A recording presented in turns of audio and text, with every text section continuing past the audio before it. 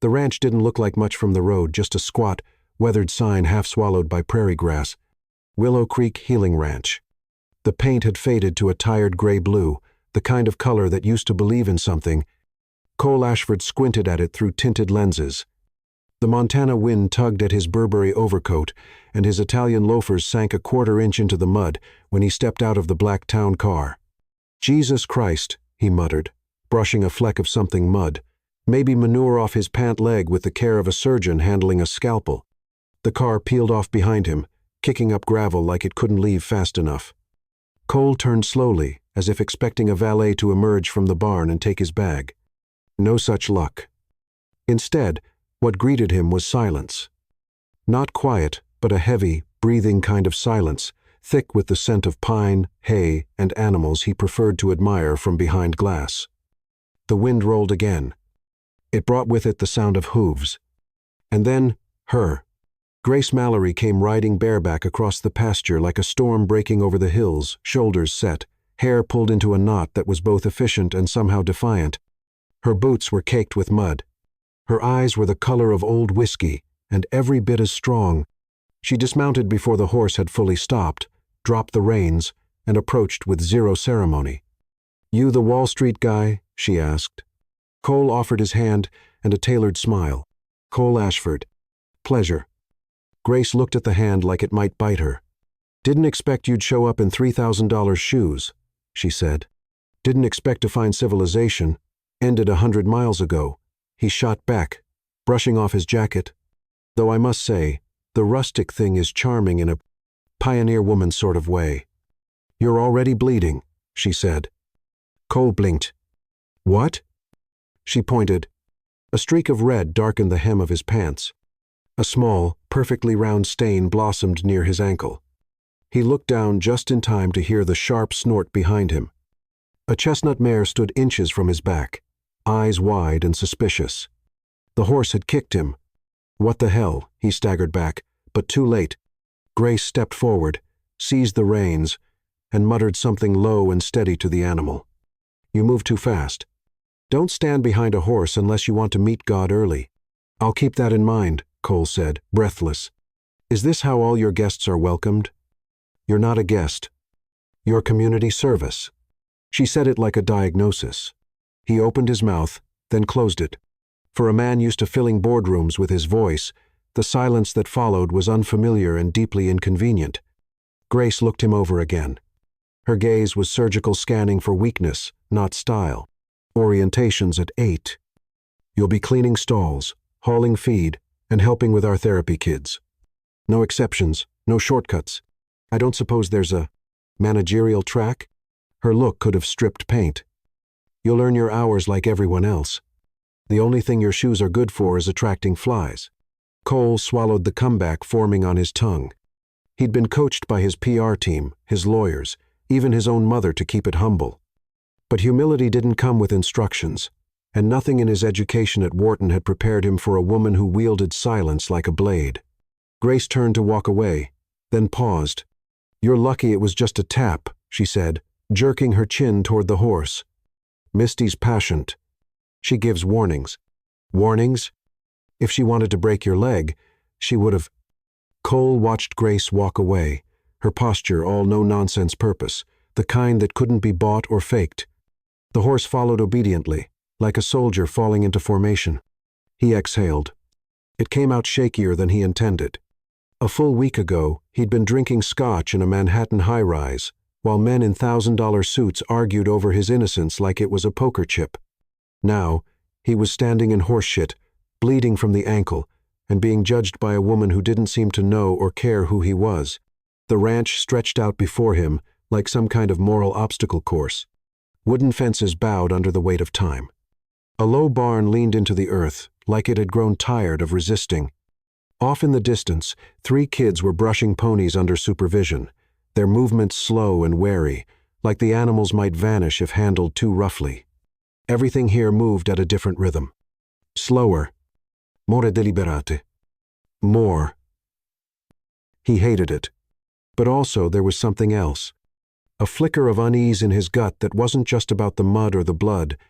It was the feeling of being stripped, the Wall Street armor, The cutthroat confidence, the sleek black car, the steel and glass, none of it meant anything here. Out here, his words couldn't buy him favor. His money couldn't get him out. And Grace, she saw right through him. He limped toward the barn, dragging his monogrammed duffel behind him. Inside, the air was warm, thick with hay, leather, and something older, earthy, and oddly comforting. A tall man with a lined face and kind eyes stood by a wall of bridles, watching him with mild amusement. "You must be the new guy," the man said, wiping his hands on a rag. "I'm Hank. I do the fixing and the feeding. And the explaining when Grace runs someone off." "She does that often?" Cole asked, wincing as he stepped over a pile of something unspeakable. Hank chuckled. "Only when they need it. You got a bunk in the loft above the tack room. Sheets are clean. Shower's cold. Breakfast is at 6. 6 in the morning?" Hank raised an eyebrow. "There another 6 I should know about?" Cole gave a brittle smile.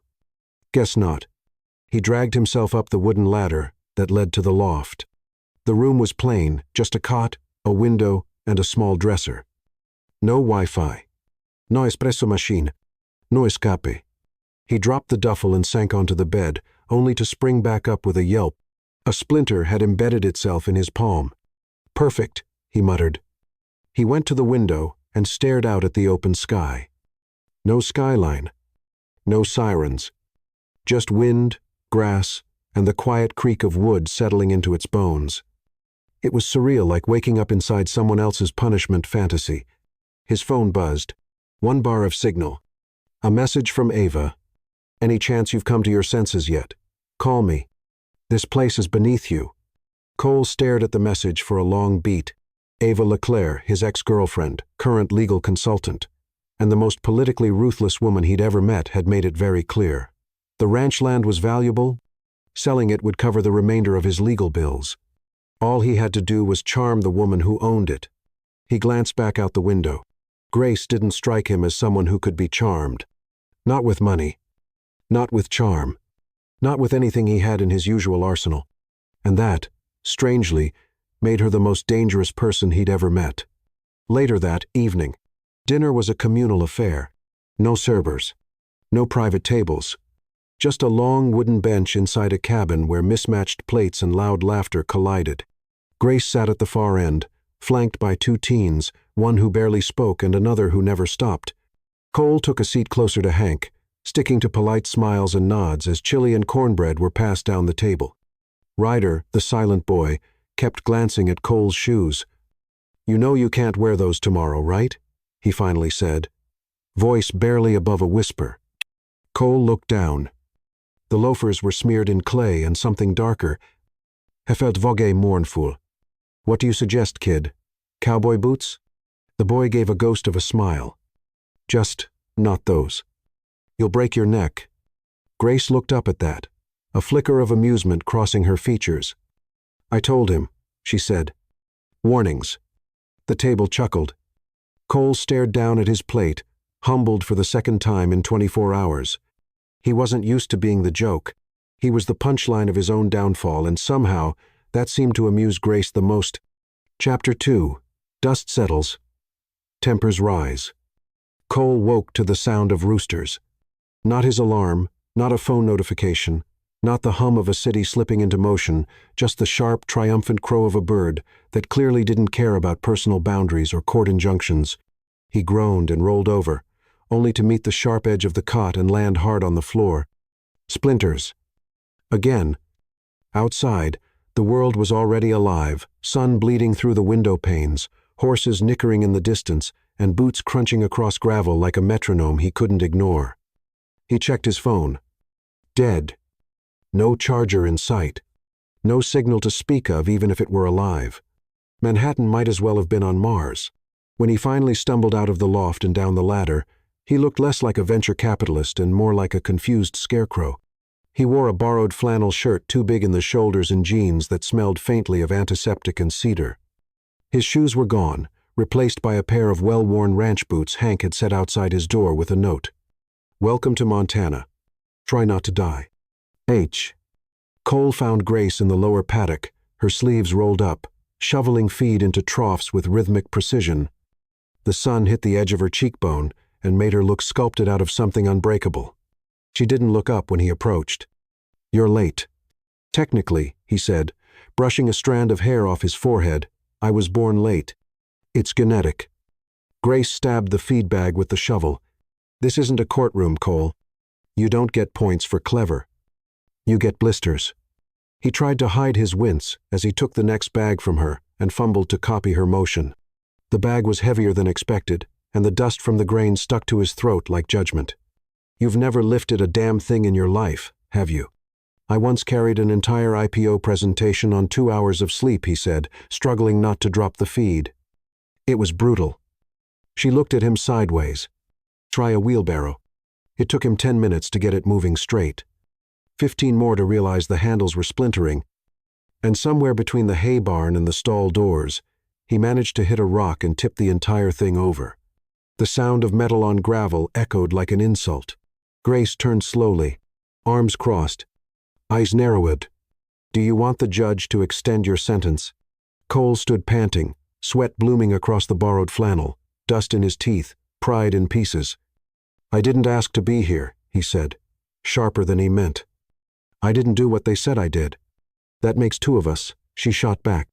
"I didn't ask for a Wall Street peacock with a rap sheet and a publicist." He stared at her. She stared back. The air between them thickened, hot and still. Somewhere nearby, a horse whinnied nervously, sensing the tension the way animals always did. "You think I'm doing this for show?" he asked, jaw clenched.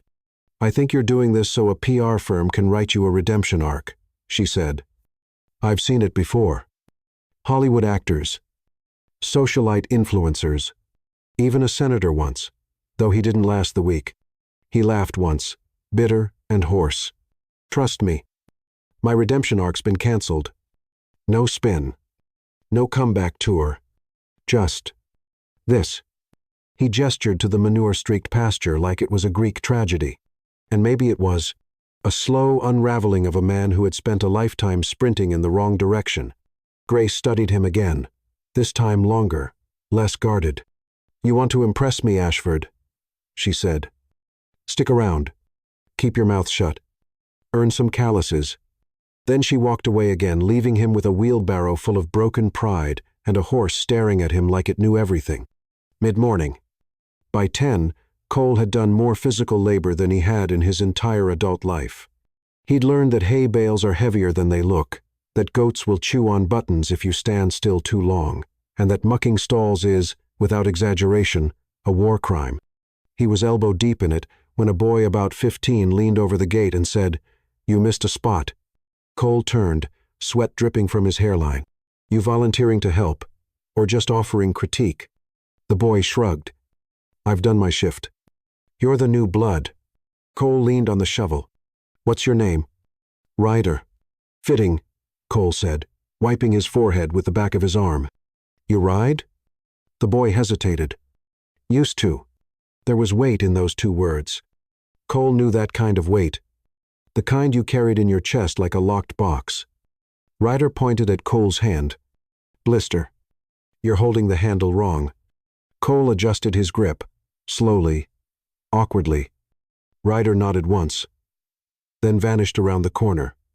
It was nothing, barely a conversation, but it was the first time anyone on the ranch had spoken to him without contempt, and that, somehow, felt like progress.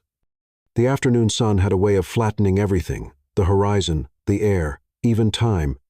Cole leaned against the corral fence, watching Grace work a young Mustang through a set of slow, looping exercises. She moved like she belonged to the earth, spine straight, hands steady, eyes sharp. The horse circled her warily.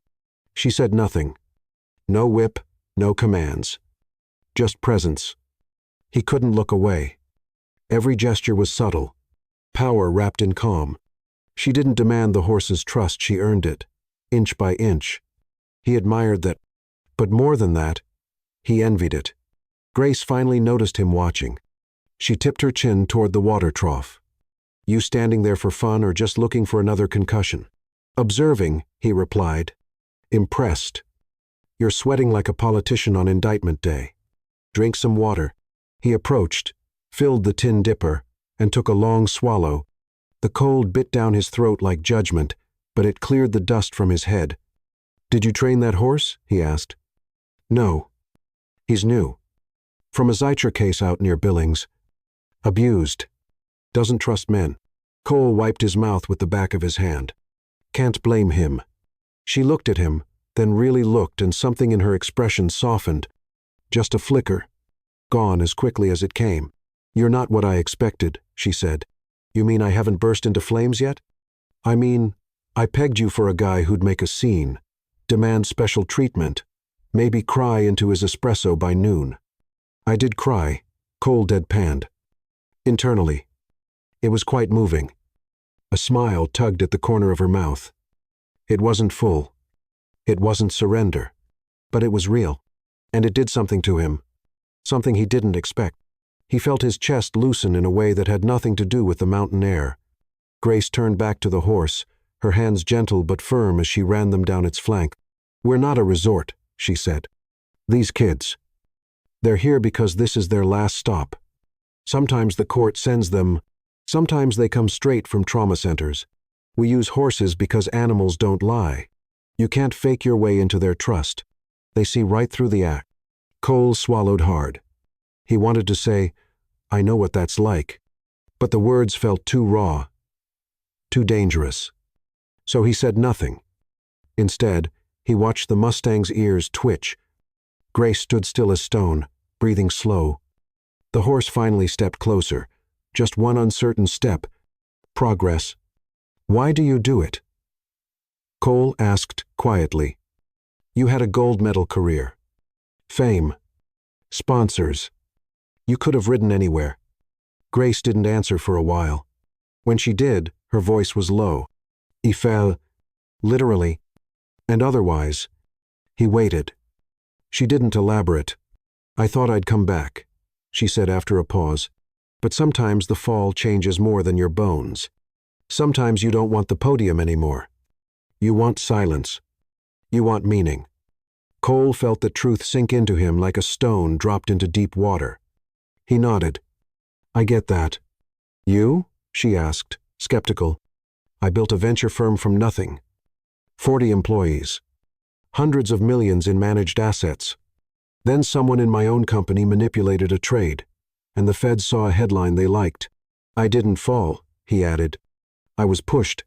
Grace said nothing for a moment. Then, "So why aren't you fighting harder?" That hit deeper than she knew. "I am fighting. Just not with billboards and cameras. My legal team's doing what it can." "No. I mean you. Personally." She stepped closer, voice quieter now. "If someone framed me, I'd burn down the whole system to prove it." Her eyes didn't blink. He felt, suddenly, like she was seeing something even he hadn't looked at in months. "I don't know if I have it in me anymore," he said, and the honesty scraped on its way out. Grace nodded once, as if she understood more than he was ready to admit. "Maybe you just need to get angry at the right things." Then she walked away again. Boots leaving shallow prints in the dirt. Evening. The sun bled gold over the prairie, setting the barn roofs on fire. Dinner was quieter than the night before. Cole sat with Ryder, who still didn't say much, but didn't avoid eye contact this time either. Grace didn't speak to him, but her glance across the table lingered. Later, Cole stepped out into the yard alone, stars already blooming overhead. The air smelled of cedar and ash and something else possibility. The ranch wasn't what he expected, and neither, it seemed, was he. Chapter 3. The Boy and the Broken Man. The ranch always woke before the light. By the time Cole pulled on his boots, still too stiff, still not his, he could hear the steady rhythm of work already underway. Stall doors sliding open, brushes flicking through horsehair, and Grace's low voice, murmuring to someone in the paddock. The day moved with a kind of quiet, communal choreography. Everyone knew their place. Except him. Cole made his way to the barn, biting back a yawn. His arms ached from yesterday's labor, his shoulders tight with unfamiliar effort. But there was something about the soreness that grounded him. It made him feel strangely real. "Hey," came a voice from behind a stall door. "Ryder." He stood with a curry comb in one hand and his headphones slung around his neck like armor. "You're late," he added, though his tone wasn't mean, just amused. Cole managed a grin. "You kids run this place?" "Pretty much. You still suck at mucking, by the way." Cole leaned on the stall door. "I'm improving. Marginally." Ryder's smile was faint, but real. He turned back to the horse, a gray mare named Olive, and resumed brushing in slow, practiced motions. Cole watched him for a while. The boy moved like someone trying not to disturb the air, like everything could break if he wasn't careful enough. "You've been here long?" Cole asked. 8 months. "That's a while. Longer than most stay." "Ryder shogul. They let me. I don't get in fights anymore." Cole caught the flicker in Ryder's voice. Any more carried weight. He stepped into the stall slowly, mindful now of space, of pace. "Mind if I try?" Ryder handed him the curry comb wordlessly. Cole knelt, placing a hand on Olive's neck first, feeling her warmth, her breath. He brushed in circles, careful to copy Ryder's motion. "I always thought horses were high maintenance," he said. "They are," Ryder replied. "But they're honest about it." Cole nodded, silent for a while. Then, softly, "I used to lie a lot. Not to hurt people. Just to survive." Ryder didn't answer, but his brushing slowed. "My dad left when I was 10, Cole went on. "Told me it was business, but he never came back. My mom, she smiled through it, acted like we didn't need anyone. I got real good at pretending everything was fine." "Same," Ryder said, so quietly it might have been the wind. Cole didn't look at him, just kept brushing, the rhythm steady. "You ever want to run?" Cole asked. "All the time." "What stops you?" Ryder was quiet a long time. Then, "Grace. The horses. I guess. Someone finally saw me." Cole's throat tightened. He nodded, eyes still on the mare. "Yeah," he said. "That matters." Later that morning, Cole helped Hank unload hay from the truck, his hands blistered but more certain now. Grace watched from a distance, her arms folded, unreadable. She'd noticed him with Ryder. He knew it. He could feel her gaze, not hostile anymore, but something else. Appraising. Curious.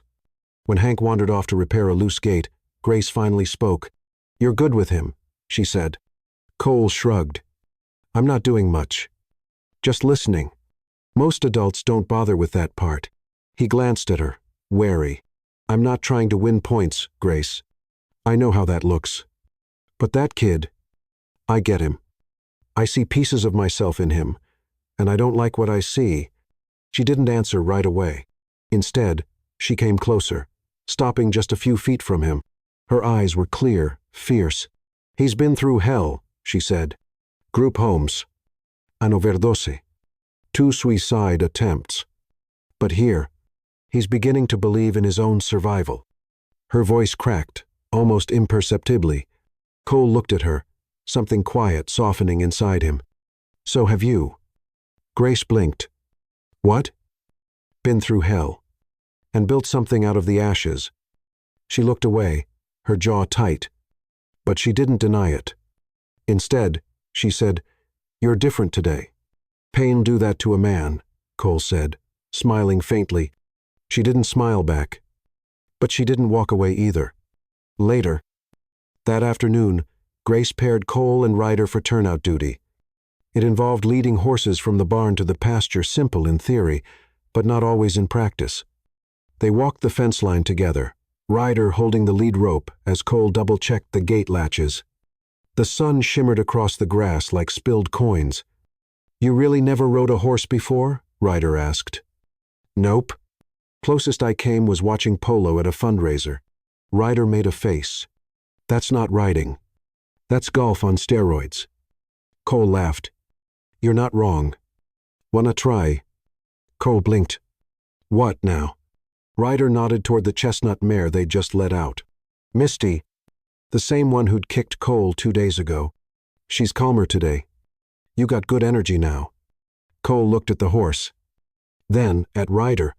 "You'll catch me if I fall?" "Ruda grine. No promises."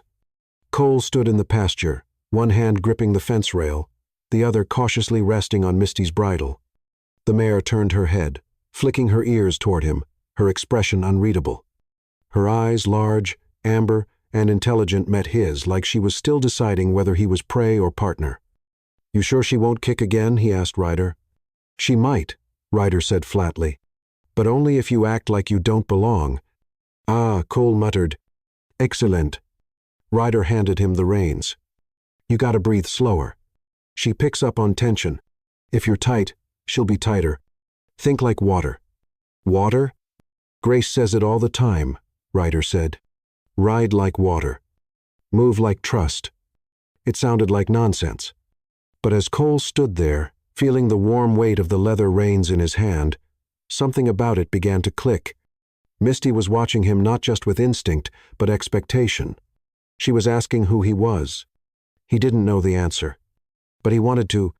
He exhaled slowly, letting the tension drain from his arms, his jaw, his thoughts.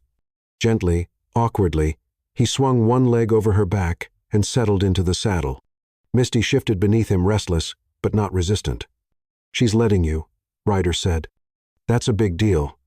Cole sat there, hands trembling slightly around the reins. "What do I do now?" "Just ride." And so he did. Not fast, not gracefully, but forward, in a slow, swaying rhythm that jolted every bone in his spine. He gripped with his thighs too much, then not enough. But Misty carried him with a surprising tolerance, as if she understood this was something more than exercise. This was about trust. He rode to the edge of the paddock and back, wind in his hair, the saddle creaking beneath him, his heart hammering with a strange cocktail of joy and fear. When he dismounted, he hit the ground too hard and staggered back. Ryder burst out laughing, not mocking, genuinely amused. Cole wiped the sweat from his brow, grinning. "Did I look like a cowboy?" "You looked like you were being held hostage by your own pants," Ryder said. "But it was cool." Cole chuckled and ruffled the boy's hair without thinking. Ryder froze. Cole felt it instantly. The boy's body stiffened like a struck chord. The laughter died on his face. He dropped his hand quickly. "Sorry," he said, stepping back. "Wasn't thinking." Ryder stared at him for a moment, then looked away, jaw clenched. "It's fine." But it wasn't. Cole knew the signs. Trauma didn't always scream, it flinched. It flared in the smallest gestures. And he understood that, maybe too well. Evening. The bonfire. That night, the ranch held one of its monthly bonfires, a way to mark progress, honor milestones, and give the kids a break from the daily routines.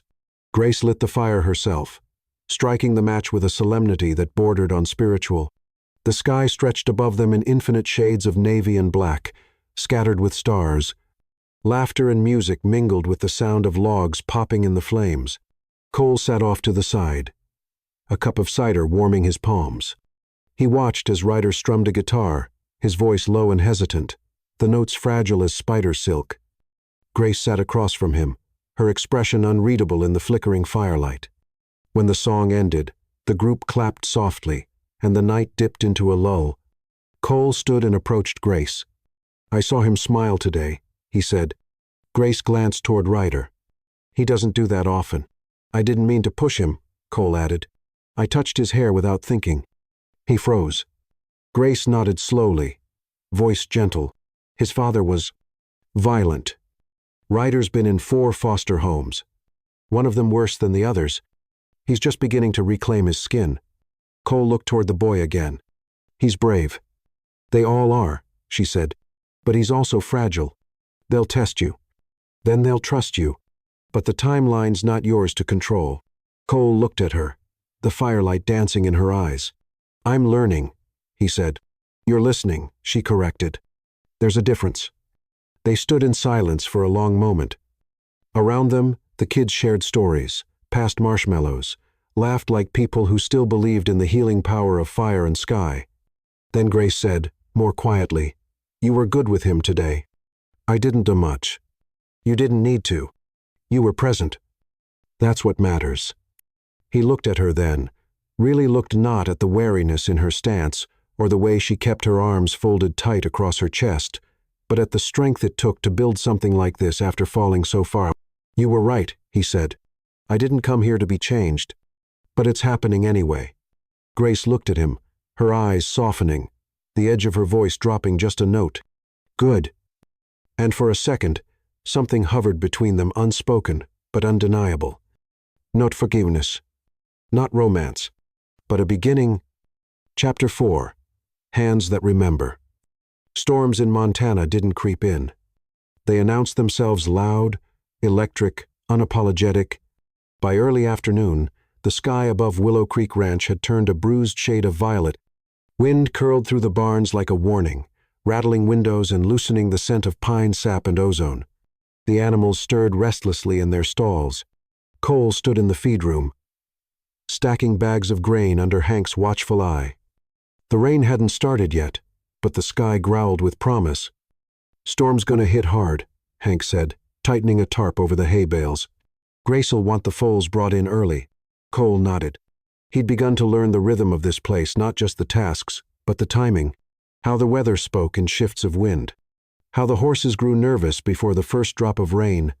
How Grace Mallory's voice changed lower, quieter when she was planning for trouble. The front barn door slammed open. Speak of the devil. Grace strode in, hair tied back in a wet braid, boots streaked with dust and urgency. Wind's pushing in from the north, she said. Hank, get Ryder and the teens inside. Ashford, with me. Cole dropped the feed sack and followed her out into the darkening pasture. They worked in rhythm, her on the left, him on the right, guiding the foals into their sheltered paddock with as much calm as they could muster. One of the younger colts reared slightly, skittish from the shifting air. Easy, Grace said. Her voice like honey poured over gravel. The colt settled. Cole glanced at her. You ever train wild horses? All of them are wild at first, she replied. Some just learn to hide it better than others. His eyes caught hers. Same goes for people. She didn't answer. But the look lingered. Later, the barn. The storm cracked open around them like a war drum. Rain battered the roof in sheets, loud and steady. Thunder rolled through the valley, rattling the rafters. Cole and Grace stood in the main barn, soaked to the bone, surrounded by the sound of restless animals and the metallic scent of lightning. Stalls are locked, Grace said, brushing hair from her face. We waited out here. Cole leaned against a beam, breath ragged from the sprint back. You always ride the storm out in a barn, he asked. She unzipped her jacket, steam rising off her like mist. Better here than out there. Besides, she gestured to the horses. They calm down when we stay. Cole watched her fingers. Callosed, steady. Hands that had gripped reins and wielded power. Hands that had fallen, broken, healed, and come back stronger. What happened? He asked before he could stop himself. Grace didn't pretend not to know what he meant. My accident? He nodded.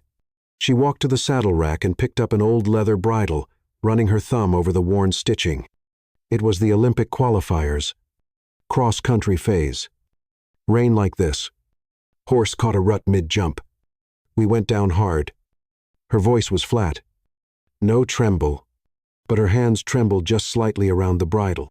I broke 3 ribs. Punctured a lung. Cracked my collarbone so bad the doctors said I'd never ride again. Sponsors vanished. So did the press. People only want a hero if you stay beautiful when you fall. Cole's chest tightened. And you came here? No. I wandered first. There were pills for the pain. Then pills for the pills. I ended up volunteering at a youth riding camp out in Wyoming. That's where I met the first kid who couldn't meet my eyes but clung to a horse like it was the only real thing left in his life. She hung the bridle back on the wall, gently, reverently. So I started over. Cole took a step closer. Grace. I don't need pity, she said sharply. I wasn't offering it. Silence fell between them. Then he reached for her hand. She didn't pull away. He turned it gently, palm up, and saw the ridged scar running from wrist to thumb pale against the rough skin. Hands like yours weren't made to quit, he said. She looked at him, really looked, and something in her gaze cracked just a little. I don't quit, she whispered. I rebuild. Then, suddenly, the lights flickered and died. The barn plunged into darkness, broken only by the jagged light of distant lightning. In the silence, their hands remained joined. The storm raged outside. Inside, something else had begun to stir. The barn had gone quiet in the dark. But it was not silence. It was breath, shifting hay, the anxious shuffle of hooves. It was thunder distant enough to rattle but not to startle. It was two people standing too close with too many truths between them. Grace pulled her hand away, not sharply, but deliberately. She stepped back, exhaling slow. "This doesn't change anything," she said, eyes fixed on the tack wall. Cole didn't press her. He'd seen enough performance art on the trading floor to know when someone was trying not to flinch. He kept his voice low. "I didn't think it would." She turned toward him, the faintest line forming between her brows. The firelight from the emergency lantern Hank had left behind flickered against her cheekbone, giving her the look of something carved from stone and sorrow. "You don't know what this place cost me, Cole," she said. "I didn't build it for redemption. I built it because I didn't want anyone to feel as alone as I did when I fell." Her voice didn't crack, but it felt like it could. If he reached for her again, "I know about falling," he said. "But I had parachutes. Lavers. Options." "Did you?" she asked. "Because you ended up here." He almost laughed, but didn't. It wasn't funny. It was just true. "I ended up here," he echoed, "because the version of myself I spent my whole life building turned out to be someone I couldn't live with. And then someone kicked me in the chest, literally, and I realized maybe that was the best thing that had ever happened to me." Grace's lips twitched, barely. "Misty has good instincts. I'm starting to think you do, too." He expected her to throw that back at him. But she didn't. Instead, she walked toward the old bench near the foaling stall and sat, arms resting on her knees, hair curling at the ends from the rain. "You know what riding used to feel like for me?" she asked without looking at him. "Like flying. Like being completely untethered. I wasn't a person on a horse, I was the horse. It was clarity. The only time in my life when I didn't question myself." She paused. "Then it became pain. And memory. My body doesn't forget the fall, even if my mind pretends it can." Cole sat beside her, but didn't speak. The pause was sacred. He knew better than to fill it. "I had to retrain myself," she continued. "Not just physically, emotionally. To trust something again. The horses. The kids. Myself. You don't get to just slap a saddle back on your identity after it's been broken." Her voice had dropped to something delicate now, like raw silk on torn skin. "You ever think maybe that's the point?" Cole asked softly. "That some things aren't meant to be ridden the same way again?" Grace looked at him then, her expression unreadable. "I'm starting to think you're not as shallow as you look." He smiled faintly. "Don't tell the others. It'll ruin my brand." Another beat of silence passed. Then a flash of lightning split the sky outside the window. A second later, thunder cracked like a whip. A horse snorted nervously. Grace stood and went to the stall. She laid a hand on the gelding's neck, calming him with touch alone. Cole watched how her body curved in defense of the animal, how her presence was a balm. "You love them," he said. "More than anything. Even after the fall. Especially after." He rose, walked to the other side of the stall, and reached out to stroke the horse's nose. Its breath was warm, its skin velvety. Something about it grounded him. "I didn't know what to do with my hands," he murmured. She looked at him over the stall rail, brows lifted. "When?" "When the news broke. When I lost the company. When everyone I trusted walked away. I used to keep my hands busy with contracts and conferences. And suddenly I was still." Grace's gaze softened. "Stillness isn't the absence of life, Cole. Sometimes it's where you meet yourself." They stood in that quiet for a long moment, surrounded by the breathing of animals and the distant retreat of the storm. Then, slowly, deliberately, Grace reached across the stall and took his hand again. This time, she guided it. Together, they rested it on the horse's flank. Cole felt the rhythmic rise and fall of the creature's breath beneath their palms. Solid. Steady. "This is what trust feels like," she said. "Not a kiss. Not a confession. Just shared stillness." And somehow, that was louder than anything. Chapter 5. The Fundraiser Kiss. The flyer was taped crookedly to the barn's corkboard. Willow Creek Ranch Annual Fundraiser Gala, this Saturday. Community Center, 7 p.m. Open bar. Open hearts. Cole read it over his morning coffee, black, no cream, served in a chipped mug that read, "Hey girl."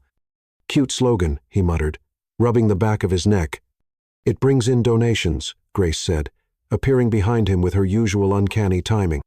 She was in clean jeans for once, her boots polished, her braid tight. She looked ready for battle. "Let me guess," he said, lifting his mug. "You want me to charm donors with my felonious smile and ex-billionaire charisma?"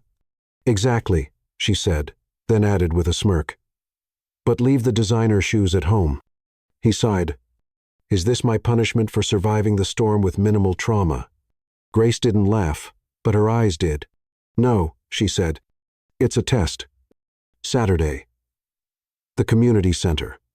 The gala was less black tie and more hometown sparkle.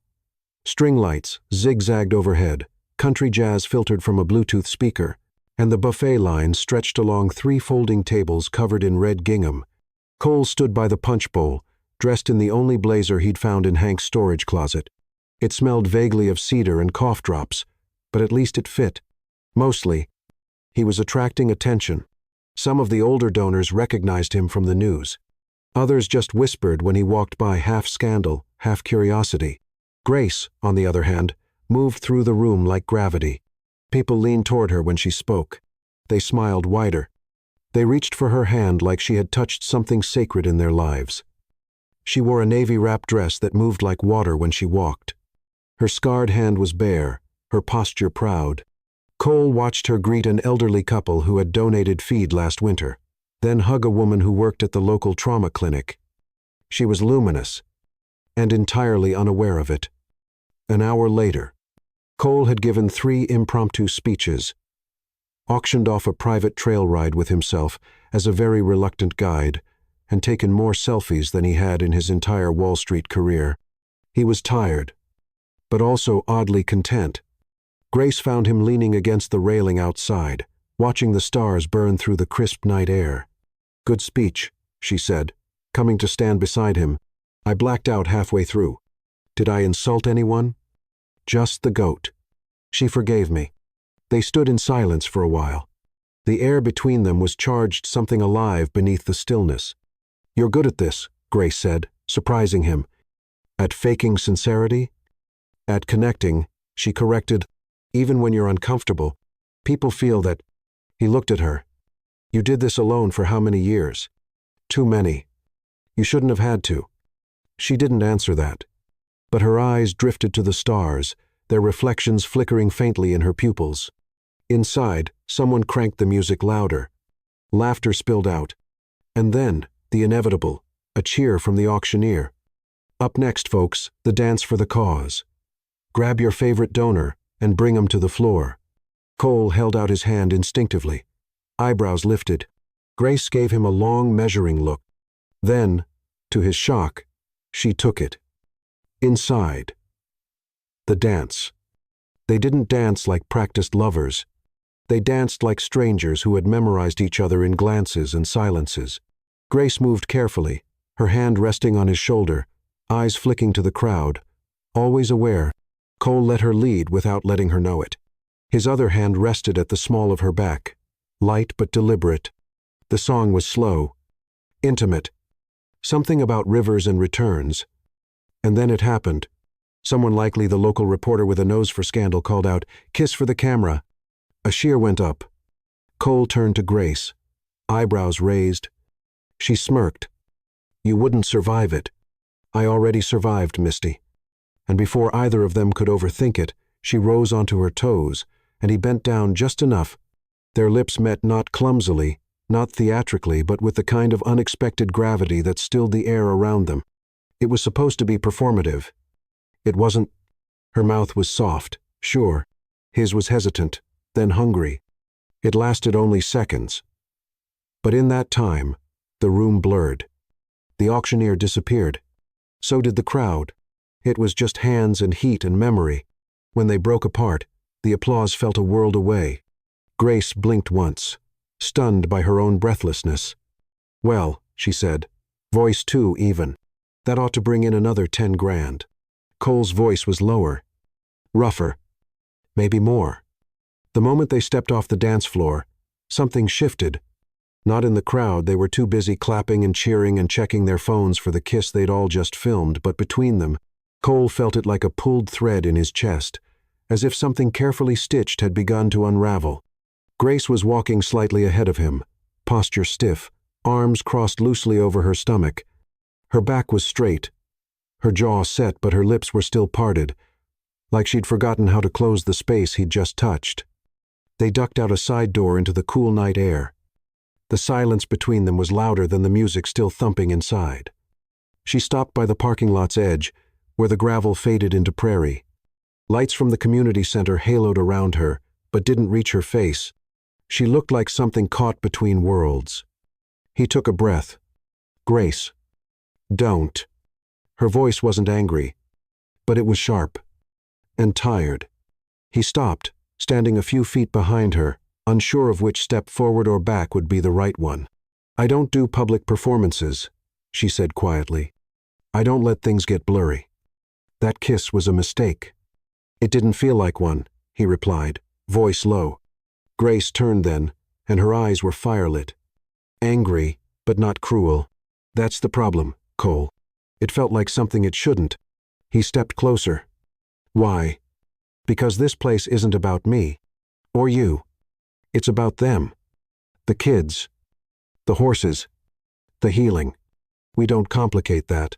We don't bring in romance or confusion or Wall Street drama. You think I'm still that guy? He cut in, suddenly sharper. You think I'm here trying to seduce the noble ranchwoman while secretly plotting my escape? No, she said, too fast. That's what makes it worse. Her voice cracked, barely. I believe you, she added, softer now. And I don't want to. He stared at her. Why not? Because I've built this entire place on one truth. You don't need to be rescued to be worthy of saving yourself. And now I'm messing with that? She didn't answer. Instead, she rubbed her scarred palm like it itched. What happens if I start needing you? What happens when you leave? He stepped forward then, closing the last of the distance. I don't plan to. She looked up at him, eyes wide, walls crumbling. You say that now. Because it's true now. She exhaled. It wasn't relief. It was resignation. I don't have room for maybes, she whispered. Not here. Not with the kids watching. He reached for her hand, but she stepped back. I can't. Cole nodded, slowly, and for once, he didn't try to fix it. He didn't chase the closing door or offer some smooth rebuttal. He let her walk away, back inside to the crowd, the lights, the cause. He stood alone in the dark, listening to the wind ripple across the prairie, whispering something ancient and indifferent. Later that night, the article. Cole returned to the bunkhouse late, his head aching with what-ifs. He tugged off the blazer, sat on the edge of the cot, and turned on his phone for the first time that day. He didn't expect Signal, but it found him anyway. 2 bars. Enough. Notifications poured in like a tsunami. Exclusive. Wall Street's fallen star finds redemption and romance on Montana ranch. People magazine. Kiss of the year? Billionaire Cole Ashford sparks viral buzz at fundraiser with Cowgirl heroine Grace Mallory. Buzz social. His breath hitched. Photos. Videos. Loops of their kiss, slowed down, dissected, overlaid with pop songs and hashtags. Redemption Ranch. Cowgirl kiss. Billionaire goes country. He scrolled down until he found a close-up photo of Grace's face just after the kiss, still turned slightly toward him, still wide-eyed. I felt sick. The intimacy of it had been real, and now the world had claimed it. Meanwhile, Grace's cabin. Grace stared at the same photo, her phone screen dim in the dark. Her finger hovered over the article, but she couldn't bring herself to read it. Not yet. She sat at her kitchen table, the remains of tea cooling beside her, her hands clenched around nothing. That kiss had been hers. For a split second, she'd let herself have something, not duty, not purpose, just a moment. And now it was a headline, She buried her face in her hands and stayed like that for a long, long time. Chapter 6. Deals Made in Shadows. The next morning, Cole was mucking stalls when the town car pulled up. It didn't belong. It was matte black, polished within an inch of its life, and carried the same chill as a courtroom or a high-rise lobby. The tires didn't even stir up dust. Just arrived silently, surgically. Cole leaned on his shovel, blinking against the rising sun. The door opened, and out stepped Ava LeClaire. She wore navy suede boots, tailored slacks, and an asymmetrical coat that probably cost more than the entire feed room. Her blonde hair was swept into a sleek knot, and her sunglasses were designer black and unforgiving. "Darling," she called out, striding across the gravel with all the grace of a political assassin. "You look like you lost a bet to a scarecrow." Cole groaned. "Ava, of course. You didn't answer my messages," she said, pulling off her glasses. Her eyes were sharp, pale green, and hungry. "And then you show up on People magazine kissing some cowgirl.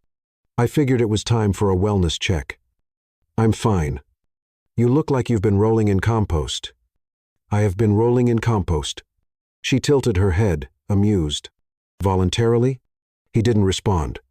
Instead, he stripped off his gloves and led her toward the shade by the paddock fence. Ava scanned the landscape with professional disdain. "I'm here on business," she said. "Of course you are. Your legal fees are climbing. Your personal accounts are frozen. And if the SEC moves forward with trial, we're going to need more than ranch therapy and good PR. What do you want?" "I want to make you an offer," Ava said, producing a slim folder from her bag. "A quiet investor is interested in the Willow Creek property. Not the non-profit, just the land." Joe's stomach went cold. "Avano." She flipped the folder open anyway, revealing glossy development mock-ups, eco-resort layouts, luxury stables, healing retreats aimed at high-net-worth individuals. $15 million, she said. "Upfront. Enough to cover your legal defense, reclaim your seat on the board, and rebuild your reputation." He stared at the renderings. The pastures were paved. The barn replaced with a spa. The paddocks turned into decorative koi ponds. "What the hell is this?" "Survival," she said crisply. "Grace doesn't even own the land outright, Cole. The trust is brittle. I looked into it. With the right pressure, we can force a buyout and rezone it." His jaw clenched. "That's her land." Ava crossed her arms. "And this is your life." "No," he said, louder now. "This is not how we fix it." "Grow up," she snapped. "The ranch is sweet and quaint, but it doesn't fix reputations. It's a patch over a bullet hole. You're a financier, not a ranch hand. I'm not selling her out." Ava studied him carefully. Then, slowly, her voice softened. "Is it about her now?" He didn't answer. She smiled. "A little cruel, a little sad. You always did fall for the ones who made you feel small." He stepped back. "You need to leave." "I already called the attorneys," she said, too casually. "I'll give you a week to think it over." He stared at her like a man watching a fire start in a room full of sleeping children. She put her sunglasses back on, turned, and walked back to the car heels, clicking like a gavel. The door closed. The car pulled away. And Cole stood there, hands shaking, wondering which part of his life was about to fall apart next. Meanwhile, Grace in the pasture. Grace had seen the car. She hadn't approached, just watched from the distance, tension humming beneath her skin like an electric wire. Ava had the gait of someone who took what she wanted. Grace didn't trust women like that. She'd met enough of them on the competitive circuit, those who used charm like a scalpel and intimacy like currency. She saw Cole return to the barn, head low, shoulders tight. He looked like a man carrying a secret he didn't want to name. She turned away before he saw her watching. Later that day, at the creek, Cole found Ryder alone by the water, tossing pebbles and watching them skip. He sat beside the boy, saying nothing at first, just listening to the water curl around rocks and disappear into shadows. "You okay?" Ryder asked after a while. Cole didn't look up. "Someone offered me a way out. A fast one. You gonna take it?" He hesitated. "I don't know." Ryder struggled. Sometimes the fast way's the fake one. Cole looked over at him, startled. You sound like Grace. I listen. Cole smiled faintly, but it didn't reach his eyes. Do me a favor, Ryder said, standing. Don't leave. You're not finished yet. Then he walked back toward the ranch, hands in his pockets, leaving Cole alone with the sound of water and the echo of a choice he hadn't made yet. By dusk, the tension had curled itself into every corner of the ranch. The horses were restless.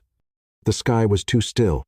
Even the kids felt it walking slower, talking less, glancing toward the adults like they could sense a storm with no name. Grace stood in the barn doorway, watching the horizon burn amber behind the hills. Her arms were crossed tight over her chest, and her eyes never left the road. She hadn't spoken to Cole since the gala. She hadn't wanted to.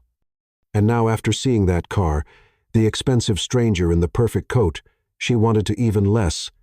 She didn't need details to know the shape of betrayal. Cole, back in the bunkhouse. Cole stared at the folder Ava had left behind. It sat like a wound on the table. He hadn't opened it again. Didn't need to. The offer was burned into his mind like a scar. 15 million. Enough to erase everything. Enough to rebuild the version of himself the world had once admired. He could be back in a Manhattan penthouse within a month.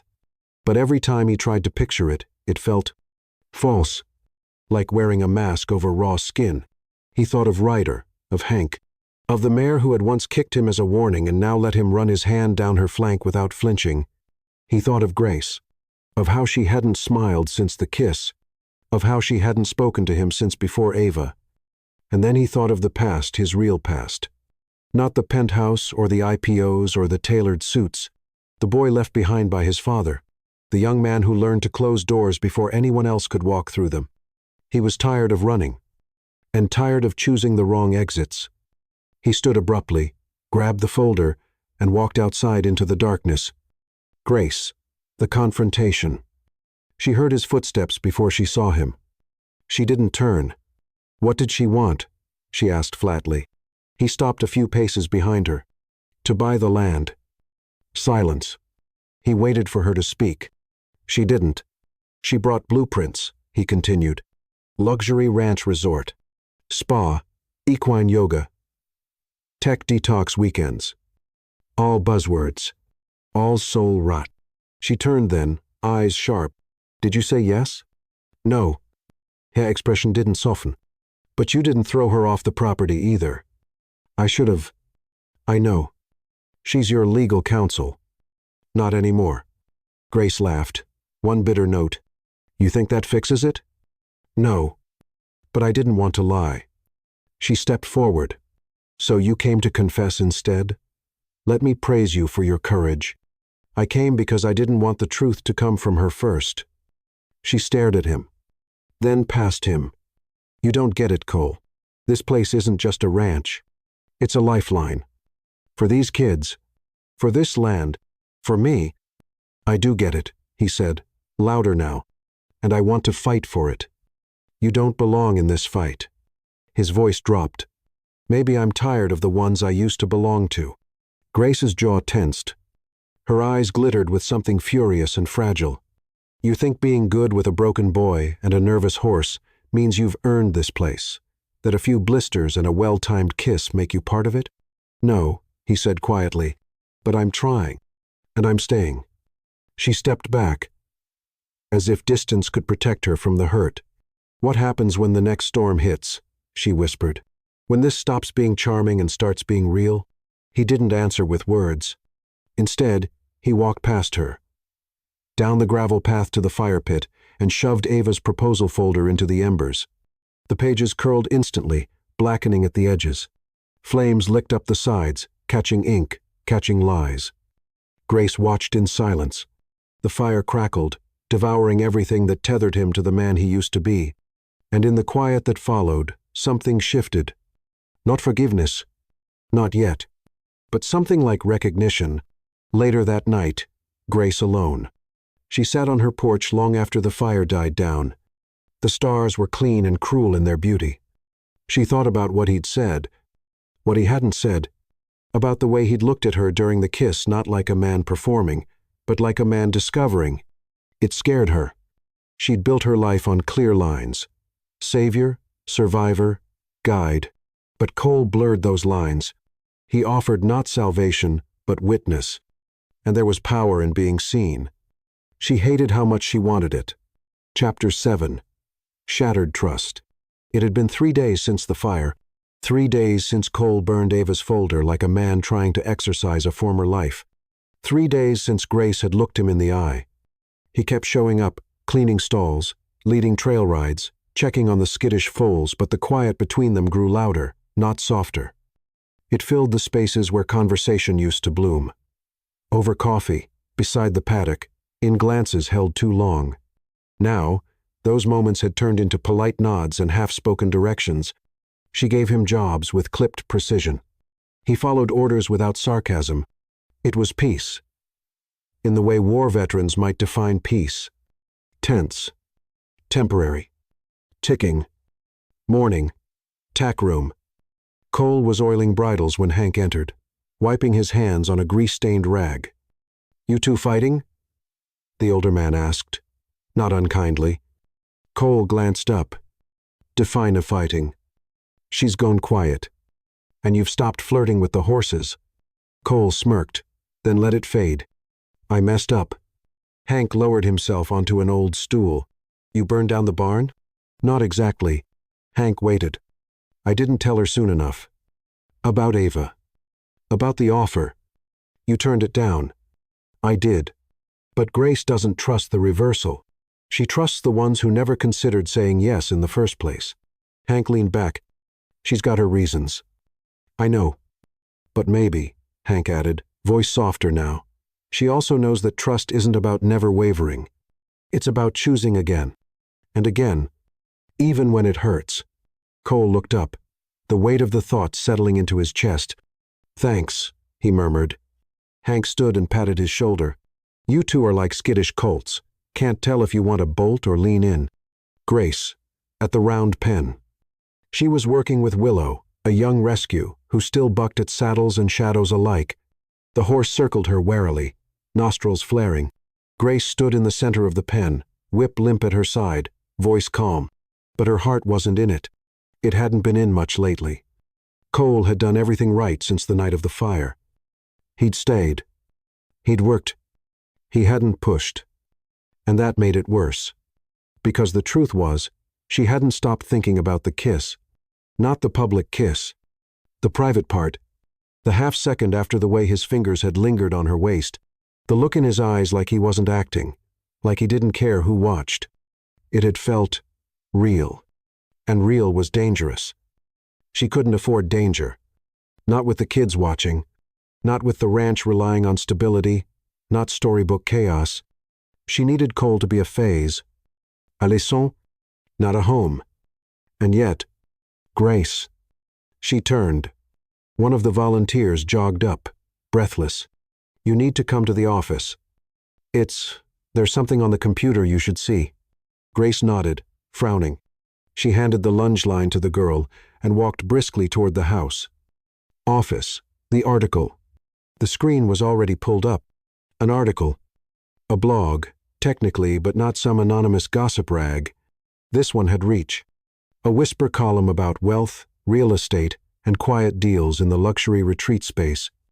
Headline: Ashford LeClaire Group targets Montana land for elite wellness compound. Grace froze. Her name wasn't mentioned, but the location details matched. The parcel number was blurred in the mock-up but recognizable. Her stomach turned cold. She scrolled faster. Ava LeClaire, strategic advisor to Cole Ashford, has filed a holding request in the county records office for a parcel of land just outside Willow Creek. The ranch currently operates as a non-profit. Sources suggest a buyout may be imminent, despite public optics. Beneath it was a photo. Ava. Grace hadn't even known she'd stayed in town. The woman was smiling next to a sign half obscured by shadows, but unmistakably hers. Grace stepped back from the desk. Everything inside her contracted into a knot of breath and fury. Grace didn't storm into the barn. She walked. Slowly. Quietly. the way a wildfire gathers in silence before it consumes everything in its path. Cole was brushing Misty, his touch patient, almost tender, when he heard her boots crunch on the gravel. He turned, already sensing something wrong. One look at her face told him just how wrong. "Grace?" She held up her phone. "Is it true?" He wiped his hands on his jeans. "Is what true?" She read aloud, voice sharp as glass. "Ava LeClaire, strategic advisor to Cole Ashford, has filed a holding request.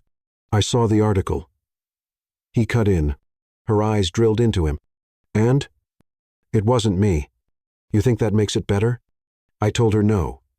I burned the offer. I thought. She filed anyway. "Cole," Grace snapped. "Under your name. Using the shell of your old firm. Which means, legally, you are involved, whether you meant to be or not." He stepped forward.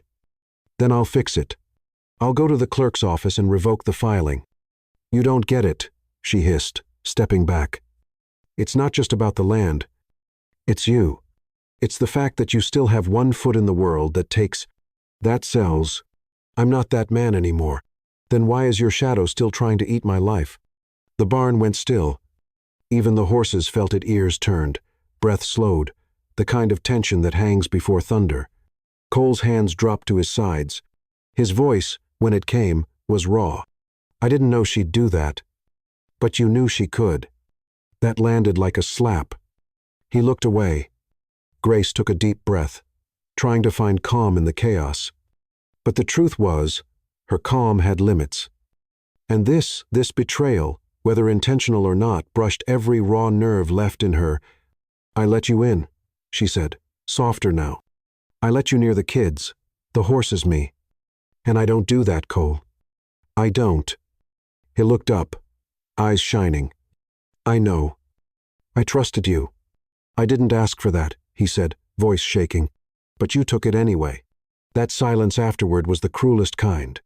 The kind that didn't beg to be broken. The kind that hung. Cole nodded once, then stepped back. "I'll go," he said, "just until I clear this up." Grace didn't respond. Not because she agreed, but because she didn't know how to ask him to stay. Later, the kids feel it too. That afternoon, Ryder found Grace in the paddock alone, staring at nothing. "Where's Cole?" "Gone to town," she said without turning. Ryder kicked at a tuft of grass. "Is he coming back?" "I don't know." The boy folded his arms, scowling. Figures. Every time something starts to feel real, someone leaves. Grace turned sharply at that, and the look in her eyes silenced him. "He didn't leave you, Ryder. He's trying to fix something. That's what people do when they care." The boy blinked, surprised. Grace looked away again. He doesn't always look the way you want it to." Cole, at the county clerk's office. The woman behind the glass window had tight curls and a sharper tongue. "Name?" she asked. "Cole Ashford." She typed, "Ah, you're the one trying to undo your ex's little land grab."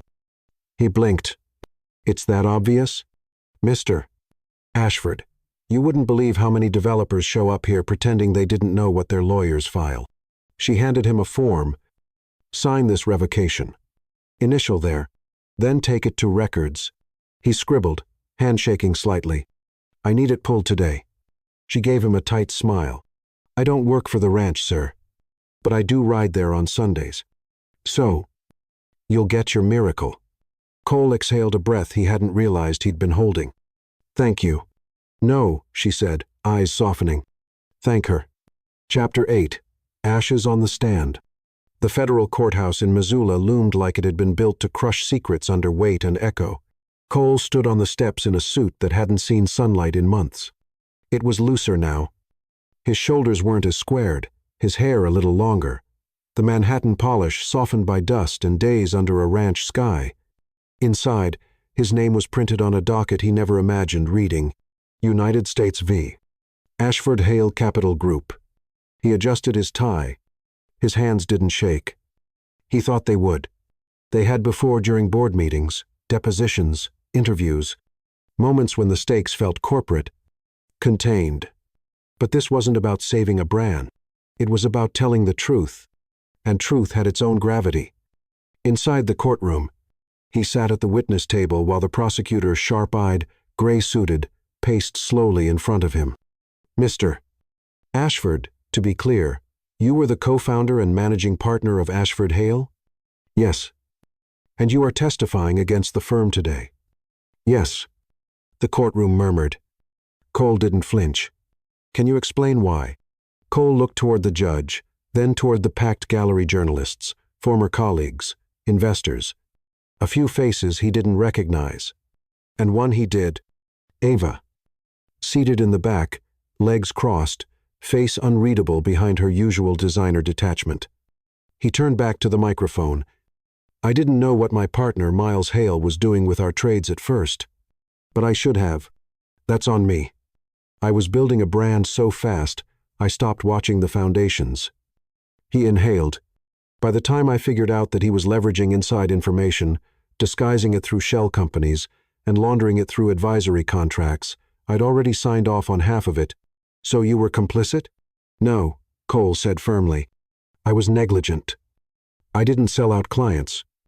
I didn't profit from what I discovered. But I didn't act fast enough. And that delay, those weeks of silence, cost people millions. The prosecutor nodded. What made you finally come forward? He hesitated. Then, quietly, a woman who runs a horse ranch told me the truth doesn't get easier when you run from it.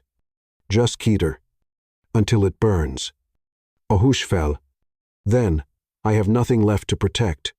So I might as well protect what's true. Grace, watching from afar. Back at the ranch, Grace stood in the main house, arms folded, watching the live stream on Hank's old laptop. The picture quality was awful, the sound glitchy, but she heard the words. Every one of them. The kids were in the background brushing ponies, laughing, music playing. The ranch pulsed with life, as Cole bared his soul to the world. She wasn't sure how long she watched, but at some point, she realized she was crying. Not sobbing. Just leaking. Like her body had decided for her. Courtroom. Break. After his testimony, Cole stepped out into the hallway, suit jacket slung over one shoulder. His lawyer trailed behind him, muttering something about controlled narratives and media spin. He ignored it. His phone buzzed. New message. Ava LeClaire. You burned it all down. For what? A woman with a barn and a bleeding heart. You'll regret this. He deleted it without responding, then opened his photo app. There was a picture he'd taken weeks ago. Grace, standing in the round pen, wind tangled in her braid, one hand on Willow's neck. She hadn't seen him take it. She wouldn't have approved. But looking at it now, it felt like the only thing that wasn't Ash. The news broke before sunset. Cole Ashford testifies in explosive SEC case, names former partner in fraud scheme. From billionaire to whistleblower, redemption or ruin. Ex-girlfriend, Ava LeClaire, implicated in shadow dealings. Insiders react. Cole didn't read the articles. He didn't watch the recaps. He didn't care what the pundits said. Instead, he drove, not to the airport, not to the courthouse hotel. He pointed the rusted ranch truck down the highway, hands steady on the wheel, dust trailing behind him like smoke from something burned clean.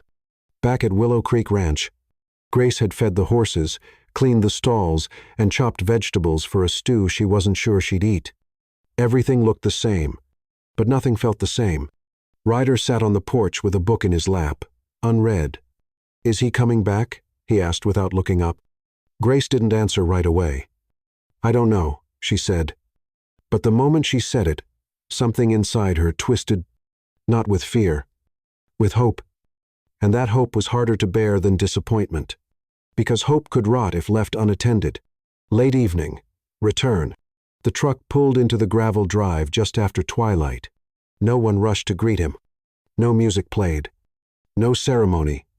Just the sound of tires crunching to a stop, and a man stepping out of a borrowed truck, with the weight of truth on his shoulders and dirt still on his boots. Grace stepped out onto the porch before she even knew what she was doing. Their eyes met across the yard. Neither moved for a long breath. Then, you came back, she said. Voice almost too quiet. I didn't know where else to go. That wasn't entirely true. He had other places, other offers, other roads, but none of them had her. She stepped off the porch slowly, arms still crossed, not in anger this time, but in protection. I watched. He nodded. I figured you might. You didn't hold back. I couldn't. Something shifted in her expression barely, but it was enough. I revoked the filing, he added. Pulled the parcel request. Had to drive to the county office twice. They made me fill out a revocation form with a blue pen, like it was a spell or something. Grace's lips twitched. It is Montana. I testified under oath that Ava's involvement was both unauthorized and unethical. I might have nuked my future with every word. You didn't nuke it, she said. You rewrote it. The porch light buzzed above them, attracting a swarm of moths. Cole stepped closer, voice low now. You were the reason I told the truth. Grace didn't move, but her breath caught barely visible in the evening chill. And not because you believed in me, he continued, because you didn't. And that made me want to deserve it. Grace blinked, and a single tear slipped free. She wiped it before it reached her jaw. He stepped closer. I don't know what comes next, but I'm not here to sell anything. Not you, not the ranch, not some version of myself. Then why are you here? Because this is the first place I've ever felt like more than my net worth. He waited. She said nothing. And then slowly, carefully, she reached for his hand. He took it. And in that moment, no kiss was needed. Because truth had already spoken. Later, in the barn. They walked the stalls together in silence. Misty whickered softly when Cole passed. Willow bobbed her head and let Grace scratch behind her ears. You know, Grace said, her voice low, you've still got a long way to go. I know. You'll still mess up. Definitely. You're going to have to muck a lot more stalls to make up for this week. He smiled, and it reached his eyes this time. If you're still willing to have me. She looked at him then, eyes steady. You're not a guest anymore, Ashford. You're just here. It wasn't an absolution. It wasn't a promise. But it was something, and for now, that was enough. Chapter 9. Mending Fences. The morning after Cole returned, the world felt strangely ordinary. Grace made coffee. Cole fed the colts. The sun rose over Willow Creek Ranch like it always did, soft gold slicing through cotton-thick mist, lighting up the fields as if to say, you're still here. Try again. And they did. No grand speeches. No declarations. Just a rhythm slowly rediscovered. Cole repaired the front pasture gate. Grace assigned him to the fence line, this time without hesitation. They passed each other tools and nods and half smiles. It wasn't forgiveness. It was function. And for both of them, that felt like enough for now.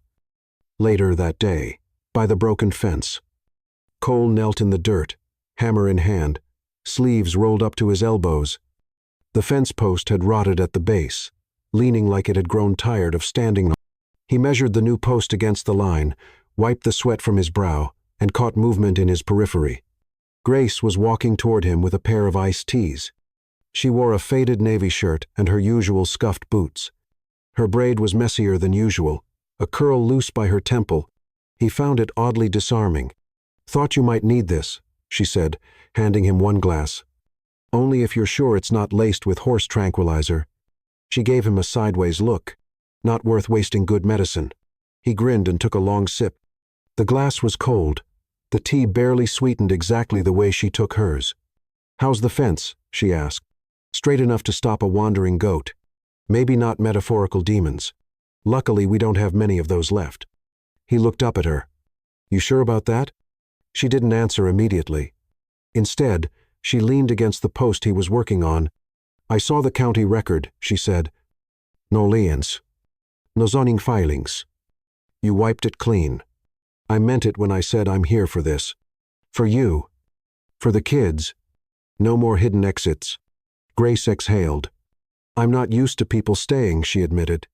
They always say the right things, until it stops being easy. Then they vanish. Leave the cleanup to someone like me. He didn't say I'm not them. That would have been too easy. Instead, he said, I used to be someone who always left, not because I didn't care, but because I didn't think I was allowed to stay. Her eyes met his. And now? Now I'm tired of being alone in a room full of people who only know my resume. She was quiet for a while. Then softly, "You're more useful with a hammer than I expected." He chuckled. It's the venture capitalist's secret dream to measure something real. At the arena, that afternoon, Grace led a trauma session for two new arrivals, a teenage girl who hadn't spoken since her mother's funeral, and a boy who winced at every sudden movement. She worked slowly, with gestures and breathing, never pushing. Cole watched from the fence. It was the first time he truly understood what she did. It wasn't just horse therapy. It was mirror work. The animals reflected what the kids couldn't name: their fear, their longing, their volatility. Grace met all of it with quiet, grounded presence. And something in him settled, watching her. He wasn't meant to fix this place. He was meant to belong to it. Later, when the kids were brushing down the horses, Grace joined him at the edge of the arena. "You still watching?" He shrugged. "Learning." She looked at him. "You want to be part of this?" "I already feel like I am." Grace studied his face, and something inside her shifted. "Good," she said, "because I have plans." Grace led him into the old feed shed behind the main barn, a space most people avoided because of the dust, the creaky roof, and the scent of mouse-nibbled grain. But tonight, it held something else. Blueprints.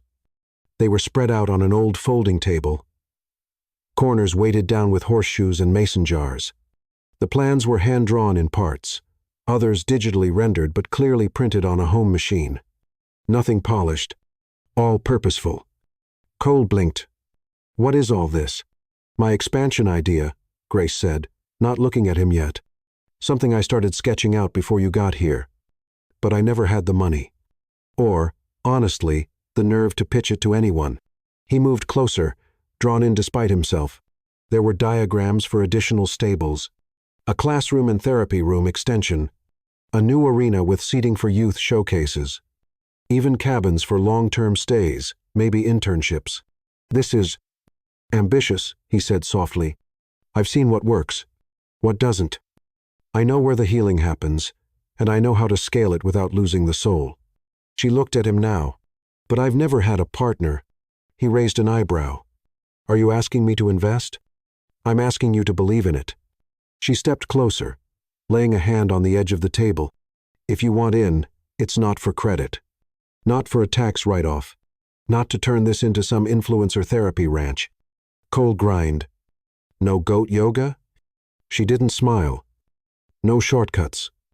No branding strategy. You show up. You sweat. You do what you've been doing, but for real this time." He studied the blueprints again. But mostly, he studied her. Her eyes weren't guarded anymore. They were lit with something far more dangerous. Hope. "You sure you want a man with a felony charge attached to his Wikipedia page on your team?" he asked. Grace reached out and gently tugged his wrist so he'd look at her. "I want the man who sat in a courtroom and chose truth. The one who came back. The one who stayed." His throat tightened. "I'm in," he said. The words came out quieter than he intended. But they were real. And they were enough. Later that night, under the stars, they stood by the paddock as the horses dozed beneath the deep blue hush of evening. The ranch lights were low. The world around them slowed. Grace leaned on the fence, arms folded, head tilted toward the sky. "I used to dream about leaving," she said. "When I was still training for the Olympics. I thought Montana was something to outrun." Cole glanced at her. "And now? Now I dream about roots, about building something I don't want to escape from." He didn't touch her. Not yet. But his body leaned toward hers, like a tide pulled by something stronger than gravity. "You're the bravest person I've ever met," he said. She turned toward him. "No. I'm just someone who finally got tired of being scared." They stayed like that for a long while. Then, quietly, she reached out and rested her hand over his. It was warm, steady, real. No metaphor, no performance, just grace. The next morning, a new rhythm. The sun rose over the ranch in layers of gold. And this time, it felt different. Because this time, they had a plan. Ryder was already at the round pen, training with Willow. 2 new volunteers arrived that morning, kids from a neighboring county. And Cole? He was up before sunrise, mucking stalls with Hank and making coffee the way Grace liked it, black, strong, and quiet. Later, he joined Grace for a morning walk along the fence line, discussing timber costs and grant applications, and whether they could convert the old tack shed into a therapy room. They didn't talk about us yet, but us was everywhere. In the shared coffee, the folded plans, the silence that no longer ached. Chapter 10. Partnerships. The day of the ranch's annual youth showcase arrived with a sky so clear, it looked scrubbed. By early morning, the gravel lot was filling with trucks, wagons, and beat-up Subarus. Parents, neighbors, volunteers, and curious onlookers gathered to watch the kids ride, speak, and for some smile in public for the first time. Grace stood near the arena gates, clipboard in hand, giving final instructions to the volunteers. Her braid was looped tighter than usual. Her boots were polished. She wore a dusty blue shirt that made her eyes look like water in motion. She looked settled, solid, but Cole knew her well enough now to see the nerves underneath. The stakes were never just about donors or exposure. They were about the kids, the healing, the promise, and this year it was also about something more, because this year she wasn't alone. A soft morning before the storm. Ryder's opening the showcase, Grace said, scanning the sign-in sheet. He's never spoken in front of more than 5 people. He'll be fine, Cole said, setting down a box of programs. He has a hell of a story. And a better trainer. She gave him a look. He smiled. I mean you, obviously. Her lips twitched. Just checking. He stepped closer, just enough for his presence to wrap gently around her like shade on a hot day. You ready? He asked. For the event? For all of it? She didn't answer right away. Instead, she turned her eyes toward the arena, where chairs were being unfolded and bunting was being hung with too much enthusiasm. I've never really had someone with me at these things, she admitted. Just staff. Donors. People who come for the photos and the tax write-off. Cole rested his hand lightly against the small of her back. I'm not here for the optics. She looked at him then. The wind teased a loose curl near her temple, and he fought the sudden, powerful urge to tuck it behind her ear. I know, she said. And it wasn't just acknowledgement. It was acceptance. Showcase begins. By 10 o'clock, the stands were full. Grace opened the event with a short welcome, her voice confident but soft. She introduced Ryder, who walked to the microphone in his 2 big jeans and second-hand boots with his heart in his throat. Cole held his breath as the boy took a deep inhale. My name is Ryder, the teen said. I've been at Willow Creek for almost a year. Before I got here, I didn't talk much. I didn't trust people. I didn't think I'd make it to 16. A pause. No one moved. But then I met a horse named Olive, and a woman named Grace. And they didn't ask me to be fixed. They just stayed. In the crowd, a mother wiped her eyes. Ryder continued, stronger now. Now I ride. I speak. I stay. And I want to help other kids stay too. The applause was thunderous. And Cole, standing just off to the side, felt something he hadn't known he missed. Pride. Not the kind attached to money or success, but the kind that grows when you've chosen the harder road and stayed on it long enough to see something bloom. A conversation under the grandstand. During the break, Grace pulled Cole aside. She didn't speak at first, just stood with him beneath the wooden bleachers while laughter and lemonade flowed above. You're good at this, she said finally. Not just the fundraising, the showing up. He smiled. You sound surprised. I was. Then, softer. I'm not anymore. He took a small step closer. What would you say, he asked, voice quieter now, if I told you I don't want to leave? Not ever. Her eyes flicked to his. Cautious. Open. I'd say I believe you. He exhaled, relief slipping into the lines of his shoulders. Good, he said, because I was thinking, He reached into his back pocket and pulled out a folded envelope, not a ring, not a check. Just paper. She frowned. What is it? He handed it to her. Inside, a notarized agreement. Willow Creek Ranch, Expansion Initiative Joint Partnership Proposal. Signed, Grace Mallory and Cole Ashford. She looked up at him. I had it drawn up last week. No press. No investors. Just me. Silent partner. Full respect for your authority. Full transparency. You lead. I back you. Publicly. Permanently. Grace held the paper like it might break in her hands. You're giving me control. I'm giving you trust. She blinked twice, and her throat bobbed. I don't know what to say.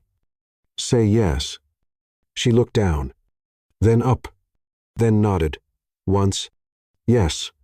The sun dipped low behind the stables as the youth showcase drew to a close. The kids had finished their last riding demo. Parents were hugging, donors were shaking hands, and the smell of barbecue lingered in the air like a memory that wanted to stay.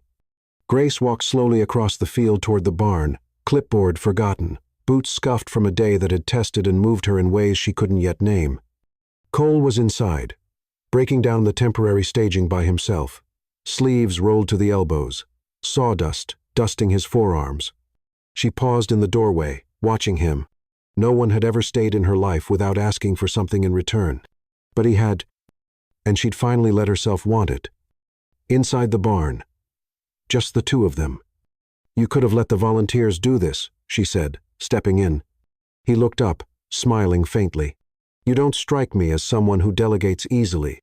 She leaned against a post, arms folded, expression unreadable but softer than it used to be. I guess I'm learning. He set the last piece of wood aside and wiped his palms on his jeans. So, what now? For the ranch? For us? Grace looked down, then met his eyes. No proposals. No big declarations. Just, stay, she said. Keep showing up. Keep building. No disappearing when it's hard.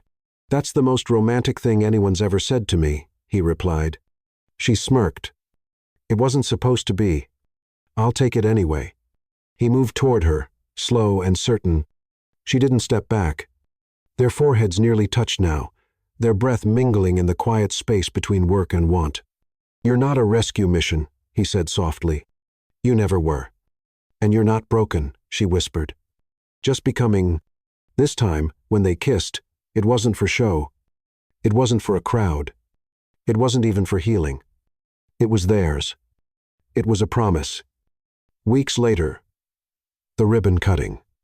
The expansion began with a new wing to the therapy barn, extra stalls, a covered arena, and 2 converted rooms for trauma-informed workshops.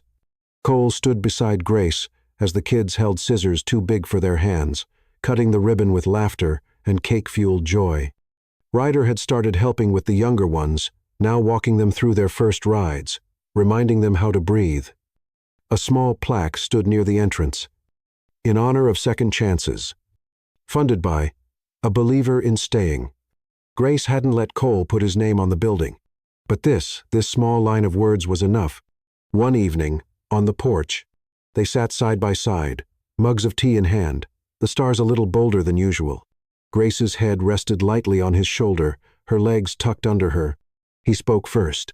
I used to think legacy was about headlines and IPOs. And now? She murmured. Now I think it's about leaving a gate open long enough for someone to walk through. She smiled, and the wind carried their silence into the night like a lullaby. Final scene, the horse field at dusk. Cole stood at the edge of the paddock, one arm draped casually over the fence. Misty approached calm now, accepting. Grace joined him, sliding her hand into his. They watched the horses graze under the pink-stained sky, 2 people who had unraveled and rethreaded themselves in the same place. No longer running. No longer alone. Just home. Together.